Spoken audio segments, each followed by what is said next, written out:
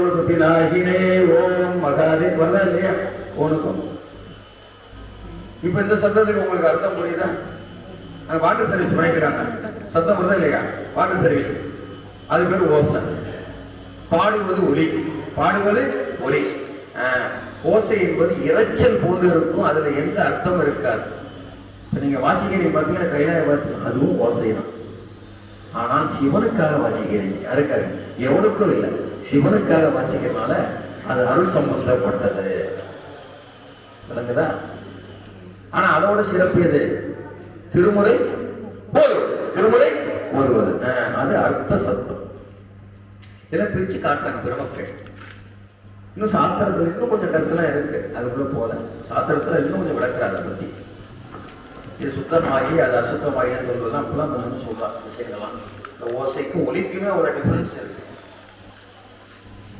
நீ அடுத்த பாட்டு பாரு. பணிவிசும்பில் அமரர் பணிமுந்து சூழ் அணித கோடி அணிமுடி மாலையும் புனித கற்பக பொன்னறி மாலையும் முனிவர் அஞ்சலி மாலையும் பொன்னலா. இங்க என்ன செய்யறாங்க? முனிவர்கள்லாம் காத்திருக்காங்க கைலாயத்துல சுவாமி தரிசனம் பண்ணணுட்டு. இல்ல வரிசையில் நிற்பாங்களா மக்களோட சாமி வரிசையில் நிற்பாங்களா எல்லாருமே. அப்ப என்ன செய்யறாங்க? தலைமையில கையை குடிச்சு நிற்கிறாங்க. வரிசையில பார்த்தா மாலை மாதிரி இருக்க முடியாது, எல்லாம் தாமரை மாதிரி இருக்கல, ஒருத்தர் கையுமே மாலை மாதிரி இருக்காங்க. அப்புறம் மாலைகளை கற்பக இதுல இருந்து மாலை எடுத்து வச்சிருக்காங்க. அது ஒரு மாலை வகையா காட்சி அளிக்கிறான். ஒரு இடத்துல மாலையாகவும், ஒரு இடத்துல வரிசைங்கிற புள்ள வரும். என்ன புள்ள வரும்? வரிசை. அணித கோடி அணிமுடி மாலையும் அவருடைய கிரீடம் இருக்குல்லவா, கிரீடம் அது ஒரு மாலை மாதிரி இருக்கும். வரிசை பார்க்கணும். முனிவர் அஞ்சலி, முனிவர்கள் அஞ்சலினா சிறமேல கரம் கூப்பி செய்கின்றது அஞ்சலி, அது ஒரு மாலை மாதிரி இருக்கும். அதோட புனித கற்பக பொன்னறி மாலை, இதுதான் உண்மையான மாலை, இதுதான் உண்மையான மாலை. மாலைகள் ஏந்தி இருக்கிறாங்க, சிறமேல் கரம் கூப்பி இருக்கிறாங்க. அவங்க கிரீடங்கள்லாம் பார்க்கறதுக்கு மாலை போல காட்சி அளிக்குது. இப்படி பல்லாயிரக்கணக்கான பேர் திருக்கைலாயத்துல பரமேஸ்வரனை சேவிக்கிறதுக்காக காத்திருக்கிறாங்க.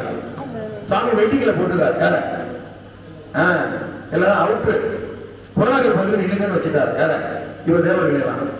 அடுத்து பூனைகள்லாம் பாக்குறாங்க, பயப்படுறாங்க. பூதம் நம்ம தான் குட்டி குட்டியா இருக்கு, குட்டி குட்டி பூதம். இந்த ஊர் ஒரு பூதம், அவரு பூதம், சிவபூதம். என்ன பூதம்? சிவ கணம் அர்த்தம், ஆற்றல் அதிகம். உருவிலே சிறியது, ஆற்றலிலே பெரியது. உருவிலே வடிவத்தில் சிறிதா இருக்கும், ஆற்றலிலே பெரிதா இருக்கும். வடிவ சிறிதுங்கிறதுக்கு எதுகையா போட்டோம்னா வன்மையில் பெரியதா இருக்கும். வானாவுக்கு வானா, ஓனாக்கு ஓனான்றாங்க. புரியுதா? உருவத்தில் எப்படி இருக்கும்? சின்னதா இருக்கும், சுக்குல இருக்கும். ஆற்றல்ல அணுகுண்டு பார்த்துருக்கீங்களா? அதே மாதிரி அவ்வளவு ஆற்றல் இருக்கு. ஒரு சிவபூதத்துக்கு உலகத்தை ஆக்கி அழிக்கக்கூடிய ஆற்றல் உண்டு. எத்தனை பூதத்துக்கு?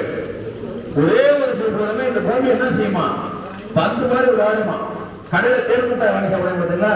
தேன் முட்டாய் இந்த பக்கம் வாயில போட்டோம். எது? ஒரு பூதம். வெளியில திரும்பிச்சுன்னா ஒரு வழியா இருக்கும் பூமி. அது நான் சொல்லல, புராணங்கள் சொல்லப்படுது. அது பாருங்க, வீடு வேறுபாடு நிலைகளும் எண்ணின் ஆடும் பெறும் ஐம்புறம் நாட்டுவர். இந்த பஞ்சபூதங்களான உலகத்தை ஆக்கக்கூடிய ஆற்றல், அழிக்கக்கூடிய ஆற்றல் உடையது. இது சிவபூதம். கோடி கோடி குரல் சிறுபூதங்கள். ஒரு பூதம் இல்லையா? எத்தனை பூதம் இருக்கான்? கோடி கோடி பூதம் இருக்கான்.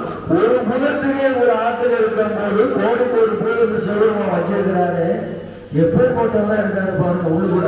அவர் தான் பசுபதி, அவர் தான் பரமபதி, அவர் தான் உமாபதி, அவர் தான் அதிபதி, அவர் தான் நிதிபதி.